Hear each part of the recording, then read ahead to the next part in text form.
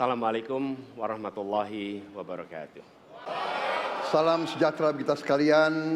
Om Swastiastu, Namo Buddhaya, Rahayu. Negara ini adalah negara hukum, bukan negara kekuasaan.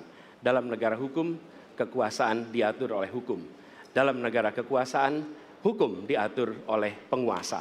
Dan kita tidak menginginkan itu terjadi. Pada saat ini, kalau kita lihat hukum itu harusnya tegak begini. Inilah hukum. Dalam kenyataannya, dia bengkok. Dia tajam ke bawah, dia tumpul ke atas. Dan kondisi ini tidak boleh didiamkan, tidak boleh dibiarkan, dan harus berubah. Karena itu kita mendorong perubahan.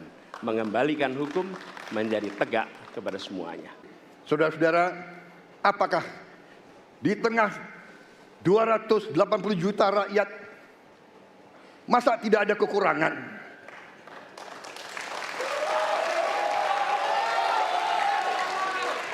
Tetapi kita harus arif, kita harus dewasa, dan kita tidak boleh munafik.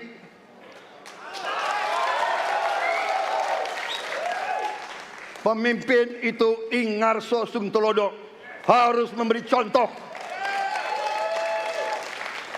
Saudara-saudara sekalian, Prabowo Gibran, kita akan perbaiki yang harus diperbaiki. Kita akan tegakkan apa yang perlu ditegakkan. Dan kita bertekad memberantas korupsi sampai ke akar-akarnya. Tapi Bapak Ibu, saya mendengar ketika demokratisasi mesti berjalan dan demokrasi mesti kita jaga bersama, ada Ibu Sinta yang ketika menyampaikan pendapat harus berurusan dengan aparat keamanan. Ada Melki, Ketua BEM yang kemudian ibunya harus diperiksa. Maka yang seperti ini harus usai.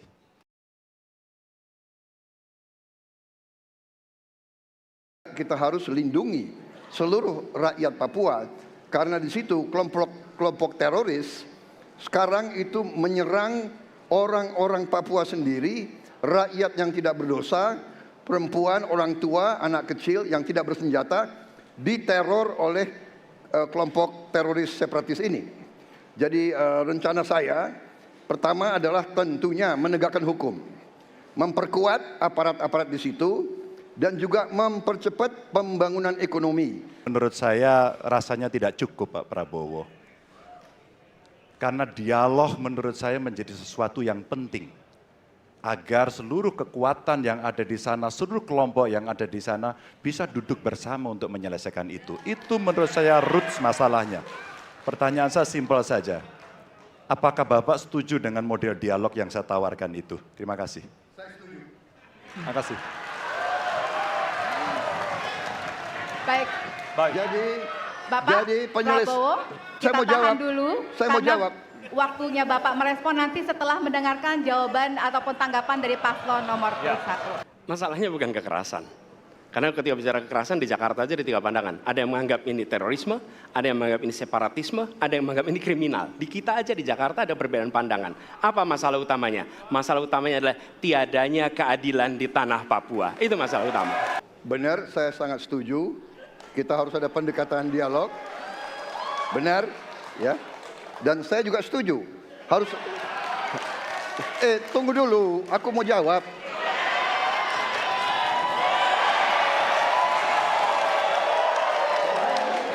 Jadi, benar keadilan. Benar sekali, harus ada keadilan. Tetapi saya mau mengatakan, tidak sesederhana itu, Pak Anies. Ada faktor-faktor lain, Pak Anies. Ada faktor geopolitik, ada faktor ideologi. Inilah yang masalahnya tidak gampang, ya. Tetapi saya pendapat kita harus tegakkan keadilan. Kita harus dialog. Ini masalah bangsa. Ini harus kita, semua kekuatan harus kita rangkul. Baik, waktu habis, Bapak. Waktu habis, Bapak. Terima kasih.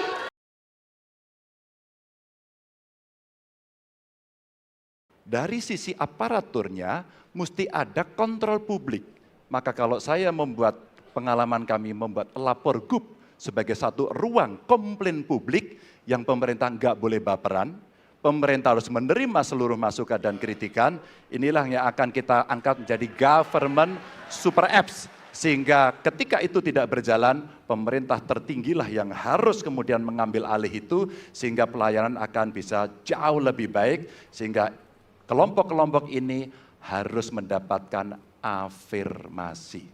Buatkan pelayanan yang transparan dan terukur. Pelayanan pemerintah itu tidak ada yang baru. Semua yang dilayani pemerintah itu hal yang berulang. Jadi kalau disebut masalah itu pasti pernah terjadi sebelumnya, pasti berulang. Lalu apa yang dikerjakan? Kami buat ketika dulu di Jakarta namanya Jaki.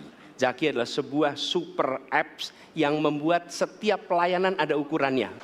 Yang saya dapat setelah saya keliling, khususnya di Jawa Tengah, Pak Ganjar, petani-petani di situ sangat sulit dapat pupuk. Dan mereka mengeluh dengan kartu tani yang Bapak luncurkan, ini mempersulit mereka dapat pupuk. Terima kasih. Jadi menggunakan teknologi yang disampaikan Mas Anies sudah betul. Rupanya kita sama pada soal itu. Tapi untuk Pak Prabowo saya harus mengingatkan Pak, pupuk langka terjadi di Papua Pak. Pupuk langka terjadi di Sumatera Utara Pak. Pupuk langka terjadi di NTT, NTB, Kalimantan Timur termasuk bensin. Mungkin Bapak sedikit agak lupa untuk saya bisa mengingatkan, karena Bapak pernah menjadi ketua HKTI. Pak, data petani kita tidak pernah beres. Maka kalau kemudian satu data petani itu bisa kita kelola, maka distribusi pupuknya harus bisa sampai dan tepat sasaran. Pada saat yang sama, kuota pupuk tidak boleh dibatasi. Maka ini yang saya telepon langsung kepada Pak Wapres saat itu. Pak Wapres, please, kasih tambahan. Kalau tidak cukup. Dan ini terjadi di seluruh Indonesia. Maka inilah mesti kita kerjakan nanti.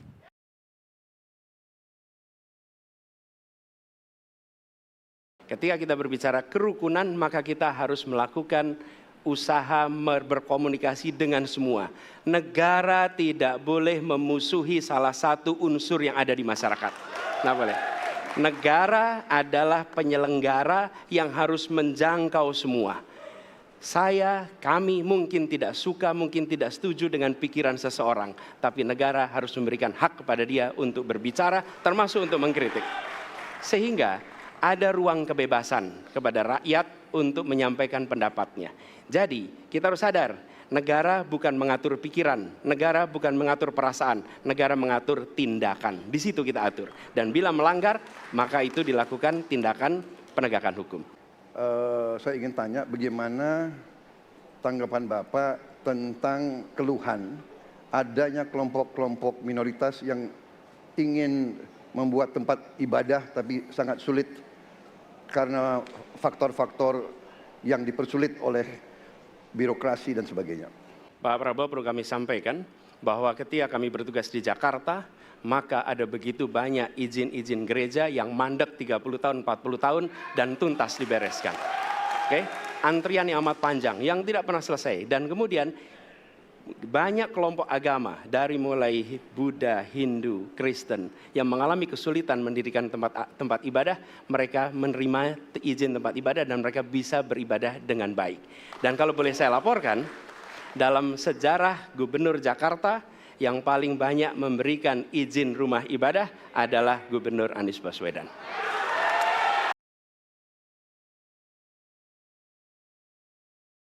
Yang pertama dari si penegakan hukumnya dulu. Maka kalau saya mulai dari sini, maka yang mesti dilakukan adalah pemiskinan. Yang kedua, perampasan aset.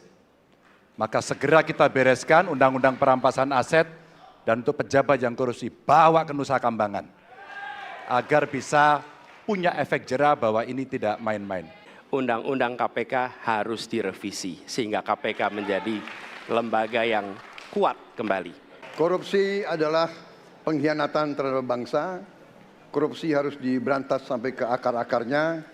Kita harus perkuat KPK, kita harus perkuat juga kepolisian, kita harus perkuat juga kejaksaan, kita harus perkuat ombudsman, semua badan-badan yang bisa membantu untuk mitigasi korupsi harus kita perkuat.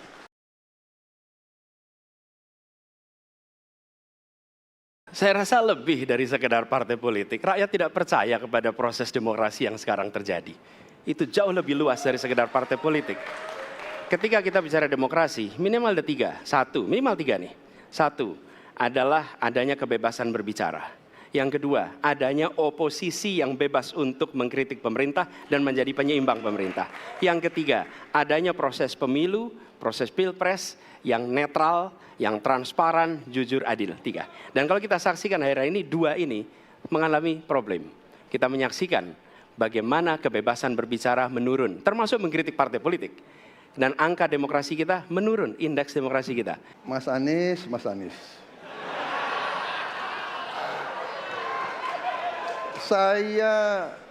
Saya berpendapat Mas Anies ini agak berlebihan. Mas Anies mengeluh tentang demokrasi ini dan itu dan ini. Mas Anies dipilih jadi gubernur DKI menghadapi pemerintah yang berkuasa. Saya yang mengusung Bapak.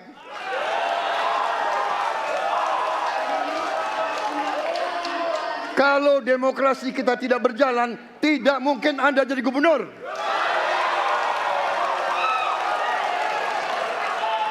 Kalau Jokowi diktator, Anda tidak mungkin jadi gubernur. Saya waktu itu oposisi, Mas Anies. Anda ke rumah saya, kita oposisi, Anda terpilih. Waktu habis, Bapak. Harap tenang. Bapak Prabowo. Mas Anies, soal oposisi tidak oposisi, soal kepentingan saja kok. Kapan kita bertemu, kapan kita tidak bertemu, dan kemudian kita akan bersikap pada posisi masing-masing. Tapi yang penting, pendidikan politik kepada masyarakat itulah yang menjadi PR besar dari partai politik agar cepat dewasa. Ketika kita menghadapi sebuah proses demokrasi, di situ ada pemerintah dan ada oposisi. Dua-duanya sama terhormat. Dan ketika proses pengambilan keputusan itu dilakukan, bila ada oposisi, maka selalu ada pandangan perspektif berbeda yang membuat masyarakat bisa menilai. Karena itu oposisi itu penting dan sama-sama terhormat. Sayangnya tidak semua orang tahan untuk berada menjadi oposisi. Oke? Seperti sampaikan Pak Prabowo tidak tahan untuk menjadi oposisi. Apa yang terjadi? Beliau sendiri menyampaikan bahwa tidak berada dalam kekuasaan membuat tidak bisa berbisnis, tidak bisa berusaha. Karena itu harus berada dalam kekuasaan. Kekuasaan lebih dari soal bisnis, kekuasaan lebih dari soal uang, kekuasaan soal kehormatan untuk menjalankan kedaulatan rakyat. Baik. Saya akan memperbaiki kualitas hidup semua hakim-hakim di Republik Indonesia, semua pekerja di sekitar pengadilan, dan semua penegak hukum akan saya perbaiki kualitas hidupnya, gajinya diperbaiki, supaya mereka tidak dapat diintervensi, tidak dapat disogok, tidak dapat dikorup. Itu komitmen saya kepada rakyat Indonesia. Komitmennya Pak Prabowo luar biasa. Tapi dalam konteks kekinian, saya terpaksa, ini mohon maaf Pak ini, terpaksa sekali saya harus bertanya. Apa komentar Pak Prabowo terhadap putusan MK yang melahirkan MK itu? Itu aja. Ketika saya bertugas sebagai presiden, maka saya akan tegaskan kepada semua yang berada di lingkar judisial bahwa tugas Anda bukan hanya menegakkan hukum, tugas Anda menghadirkan rasa keadilan. Nomor satu, tegaskan itu. Yang kedua, bila terjadi praktek-praktek di mana keadilan tidak hadir, maka negara tidak boleh diam dan mengatakan, itu kan proses hukum, tidak bisa. Justru negara harus mempertanyakan apa yang sesungguhnya terjadi. Dan itulah yang kemudian harus dikerjakan oleh negara, memastikan bahwa proses hukum benar-benar berorientasi kepada keadilan. Saya kira mengenai Mahkamah Konstitusi, aturannya sudah jelas. Kita juga bukan anak kecil, rakyat kita juga pandai, rakyat kita lihat, rakyat kita tahu. Mas Ganjar, kita tahulah ya bagaimana prosesnya, ya. Yang intervensi siapa? Ya kan? Yang intervensi siapa? Tapi intinya adalah kita tegakkan konstitusi, kita tegakkan undang-undang, kita perbaiki yang kurang sempurna, dan kita patuh kepada komitmen undang-undang itu sendiri. Jadi saya kira itu tentang apa tadi disampaikan Pak Anies. Dalam hal ini saya setuju dengan Pak Anies. Dalam hal ini. Saya rasa kita sama, rakyat Indonesia, saya, kita semua. Bahwa kita menginginkan sebuah negeri di mana praktek korupsi diberantas hingga tuntas. Pemerintah memberikan pelayanan yang terbaik. Dan kemudian kita menjunjung tinggi etika. Kita sama di situ. Karenanya saya ingin sampaikan kepada semua bahwa saat ini kita di persimpangan jalan antara tetap menjadi negara hukum di mana kekuasaan dikendalikan oleh hukum, atau kita menjadi negara kekuasaan di mana hukum diatur dan dikendalikan oleh penguasa. Oke? Dalam situasi itu saya ingin sampaikan ini adalah sebuah gerakan perubahan. Kita sama-sama. Kita ingin mengembalikan tetap menjadi negara hukum di mana kekuasaan dikendalikan. Dan saya ingin sampaikan bahwa etika dijunjung tinggi. Ketika terjadi pelanggaran etika, jangan bersembunyi di balik keputusan hukum. Justru kita harus mengatakan bahwa tugas dari pimpinan tertinggi memberi contoh. Bila ada pelanggaran etika, maka itu adalah mendasar. Bila tidak, maka ke bawah, ke seluruh rakyat, semua akan kompromi. Dan praktek orang dalam yang tadi saya sampaikan akan merusak sendi-sendi kehidupan bernegara kita. Rusak kita. Karena itulah penting sekali kita menjunjung tinggi etika. Dan itu dilakukan oleh siapa? Dari mulai calon presiden sudah diuji. Apa dia kompromi atau tidak pada etika. Okay? Lalu bagi anak-anak muda, kita semua menyadari pemilu ini tentang masa depan. Anda pemilik masa depan. Saya yakin Anda akan memilih yang serius untuk jadi presiden. Bukan yang main-main untuk jadi presiden. Dan ketika kita berbicara tentang masa depan, maka saya ingin sampaikan kepada semua, kebebasan berpendapat akan dijamin. Kita tidak mengizinkan lagi situasi di mana orang takut. Maka itu saya sampaikan, Wakanda no more, Indonesia forever. Saudara-saudara sekalian, kita harus selalu ingat bahwa kemerdekaan ini didapatkan melalui proses yang sangat panjang, perjuangan yang sangat panjang, berganti-ganti negara-negara lain datang menindas kita, merampas kita, dan ini adalah hukum sejarah manusia. Yang kuat akan menindas yang lemah. Kita bersyukur kita sudah bangun suatu negara yang memiliki demokrasi dengan segala kekurangannya. Kita bersyukur semua pemimpin telah membantu menambahkan kemajuan kita. Kita ingin lebih maju, kita ingin lebih baik, kita ingin lebih adil, kita ingin hilangkan kemiskinan, dan kita ingin hilangkan korupsi. Kita negara yang sangat kaya, kekayaan kita luar biasa. Kami, Prabowo Gibran, Koalisi Indonesia Maju, siap melanjutkan fondasi yang sudah dibangun oleh pendahulu-pendahulu kita. Kita yakin Indonesia akan melompat menjadi negara hebat, negara maju, negara makmur, negara adil.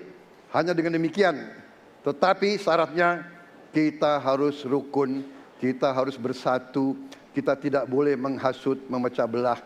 Kita tidak boleh untuk kepentingan sesaat, untuk kepentingan jangka pendek, untuk kepentingan diri kita, kelompok kita, kita tidak boleh mengorbankan persatuan, kesatuan, kerukunan bangsa Indonesia. Hanya dengan kerukunan, hanya dengan kearifan, hanya dengan kebersihan jiwa, tidak dengan permainan kata-kata retorika, tapi sungguh cinta tanah air, Indonesia akan maju. Habis, negara Bapak. hebat. Terima kasih. Terima kasih. Ini panggilan sejarah buat Ganjar Mahfud. Ganjar seorang anak polisi berpangkat tidak tinggi, bertugas di kecamatan. Pak Mahfud, bapaknya pegawai kecamatan. Kalau kita berada pada momentum yang sama, kami dan Pak Mahfud ini adalah orang kecil yang kalau bapaknya rapat kira-kira anggota Forkompimcam. Kami hanya di level kecamatan. kami telah terbiasa mencoba mendengarkan keluh kesah rakyat. Panggilan sejarah inilah yang kemudian coba kita klasifikasi dari seluruh persoalan yang muncul. Bagaimana kita memberikan afirmasi kepada kelompok rentan.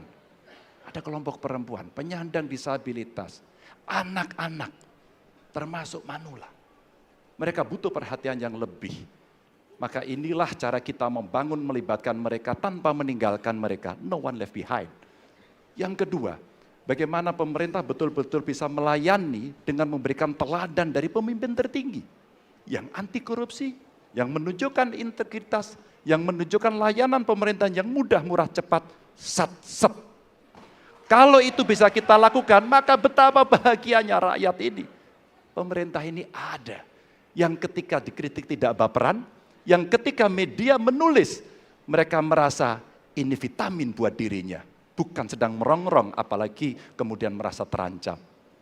Maka kalaulah kemudian demokratisasi ini bisa kita laksanakan dengan baik, sesuai dengan amanah reformasi, nggak ada lagi cerita Bu Sinta, nggak ada cerita Mas Butet, nggak ada cerita Melki, tidak ada itu. Karena dewasa kita dalam berdemokrasi, maka dalam penghormatan terhadap HAM, mari kita konsisten antara pikiran, perkataan, dan perbuatan. Dan saya berdiri bersama korban untuk keadilan. Terima kasih. Mohon maaf kalau ada kata-kata saya yang kurang.